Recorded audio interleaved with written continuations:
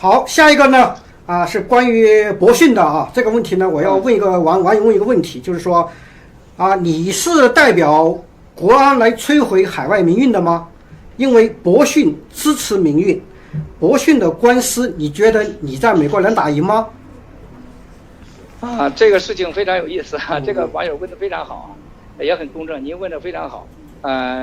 首先我想告诉你，博讯绝对不是支持民运的，他是民运的杀手啊，这是肯定的。这个从这个他无意间把温银超先生私自的播放了这个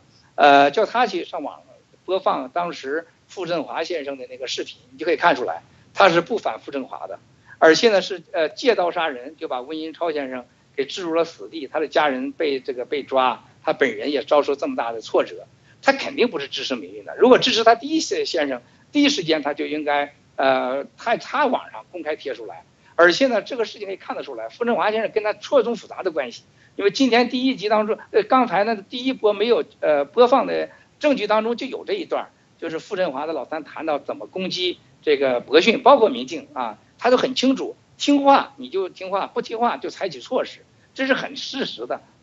温银超先生证明这一点，更重要的就是高瑜女士的这件事情，这个就绝对可以证明了，他是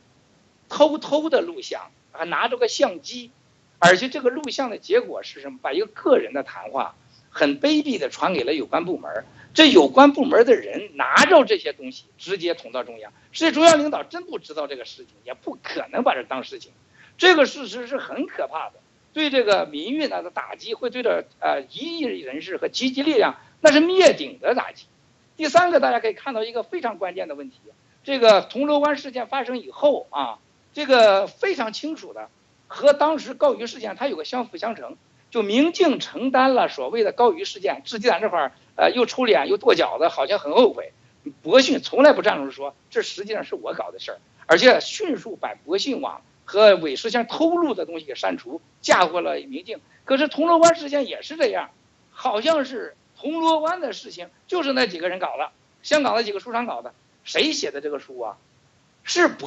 韦石老板，是希诺写的书，这个书当中写到我们习总书记，那100%都是假的呀！我不是拍习总追马屁，那100%是假的呀！这个写的这个东西是很可怕的啊！所以说，在这种情况下非常简单，就是说这个博讯不是民运力量，是民运是卧底在西方的社会上对民运最大的一个敌对力量，而且非常之危险。我想问网友一个问题：博讯的钱哪来的？他怎么支持的？为什么博讯的员工们都在海外而不在美国？博讯为什么在海外有账号？为什么以上的事情发生没人说？包括这些有关的报道当中，为什么就没有人敢提出来这话？因为很简单，任何人敢说实话，你的网站就会被瘫痪掉，